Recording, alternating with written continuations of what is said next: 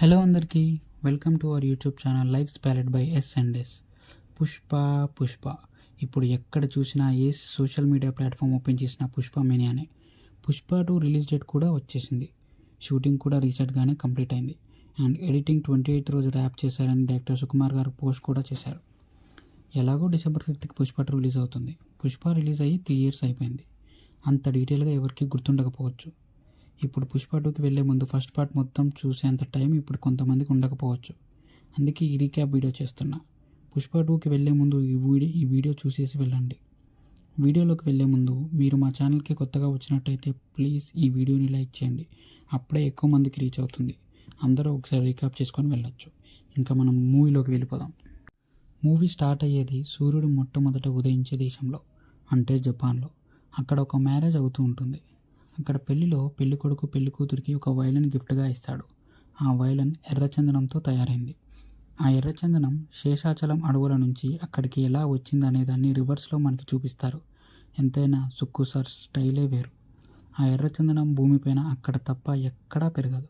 అందుకే దానికి అంత డిమాండ్ ఉంటుంది. ఈ కథ ఆ ఎర్రచందనం స్మగ్లింగ్ సిండికేట్లో భాగమైన ఒక కూలోడు గురించి. అవ్వడానికి కూలోడే కానీ ఎవరికీ భయపడడు. తను పనిచేసే యజమాని ముందే కాలు మీద కాలు వేసుకొని కూర్చుంటాడు. అది యజమానికి నచ్చకపోతే యజమానినైనా చేంజ్ చేస్తాడు, కానీ తను మాత్రం తగ్గేదేలే అంటాడు. ఆ యజమాని దగ్గరే కేశవ అనే ఒక పనుడు ఉంటాడు. పుష్పని తన యాటిట్యూడ్ని చూసి నచ్చి ఏదో ఒక రోజు గొప్పోడవుతాడని వేరే అతను చెప్తే నమ్మి పుష్పతో వెళ్తాడు. అక్కడ శేషాచలం అడవిలో ఎర్రచందనం చెట్లు కట్ చేయడానికి పుష్ప అది ఇల్లీగల్ అని తెలిసి కూడా డబ్బులు ఎక్కువ వస్తాయని వెళ్తాడు. అక్కడికి పోలీసు వస్తే అందరూ పారిపోతుంటే తనే ఒక ప్లాన్ చెప్పి వాటిని చెట్లపైకి తాడుతో కడతాడు. అలా తన తెలివితో ఆ దొంగల్ని పోలీసులకి చిక్కకుండా 2 times సేవ్ చేస్తాడు. సెకండ్ టైం వాటిని ఒక ప్లేస్లో హైడ్ చేసి పోలీసులు ఎంత కొట్టినా అవి ఎక్కడున్నాయో మాత్రం చెప్పడు. పుష్ప వాళ్ళ అమ్మకి వాళ్ళ నాన్నతో పెళ్ళి అవ్వదు. పుష్ప వాళ్ళ నాన్నకి ఆల్రెడీ వైఫ్ ఉంటుంది. ఆమెకు పుట్టిన 2 కొడుకులు వచ్చి పుష్ప వాళ్ళ అమ్మ స్కూల్లో తన నేమ్ ఎంటర్ చేపిస్తుంటే వాళ్ళ ఇంటి పేరు పెట్టొద్దని పుష్పకి వాళ్ళ అమ్మకి గట్టిగా వార్నింగ్ ఇస్తారు. అప్పటి నుంచి పుష్ప ఇంటి పేరు వాడడు. పోలీసులు ఇంటి పేరు లేదని కూడా తనని ఇన్సల్ట్ చేస్తారు. ఆ దొంగలు స్మగ్లింగ్ చేసేది కొండారెడ్డి బ్రదర్స్. వాళ్ళకి అవి ఎక్కడ ఉన్నాయో చెప్పి వాళ్ళ దగ్గర డబ్బులు తీసుకుంటాడు పుష్ప.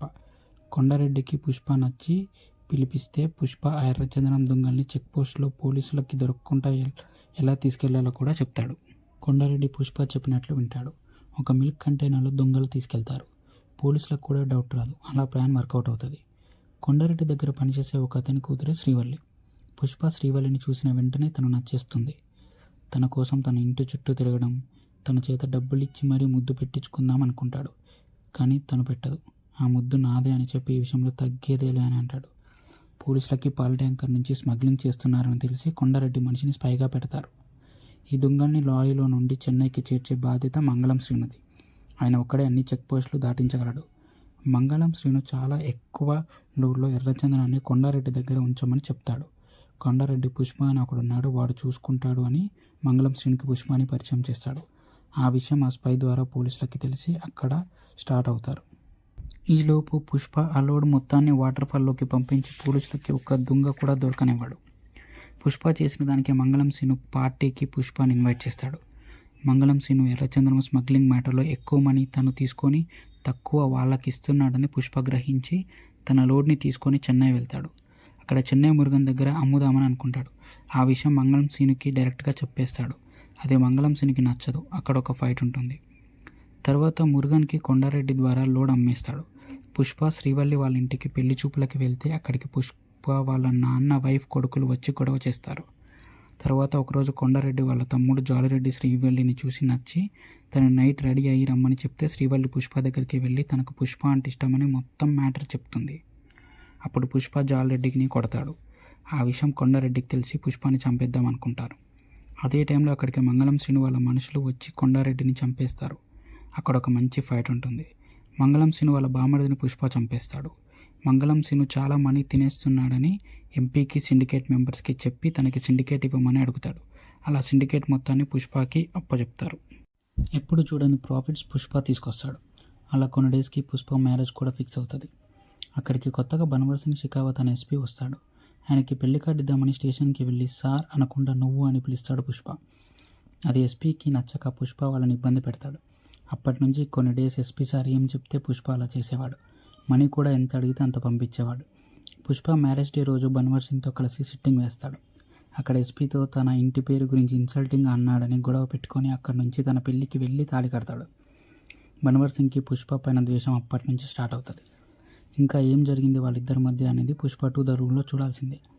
క్లైమాక్స్లో అక్కడ వచ్చే ఒక సంస్కృత సాంగ్ అండ్ బీజం అయితే డిఎస్పీ గారు చాలా బాగా ఇచ్చారు. This is the end of Pushpa the rice. Pushpa first part pan India అయితే ఇప్పుడు సెకండ్ పార్ట్ ప్యాన్ వరల్డ్. అంత హైప్ పెరిగిపోయింది ఈ 3 yearsలో. పుష్ప 2 ట్రైలర్ కూడా అదిరిపోయింది. రిలీజ్ కోసం మొత్తం హోల్ వరల్డ్ వెయిట్ చేస్తుంది.